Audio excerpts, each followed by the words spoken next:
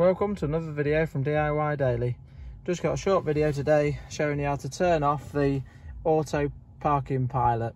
So just so it stops warning you every time you pull up to a car or every time you get in it and you're coming out and it's beeping at you all the time. Now all you need to do is click on the car menu, and then you've got the little settings menu. It was on the car menu already, so you've got the little settings menu there, and then you can go into parking and manoeuvring, and then you've got the activate automatically, and all you need to do is just simply unclick that and that'll turn that off. But quite a few people complain that it's quite annoying and want it turning off, so this guy likes his on, so I'm just going to put that back on in there. Once you've done that, you can just simply exit back out, and again, and just go back to the radio or whatever you was on.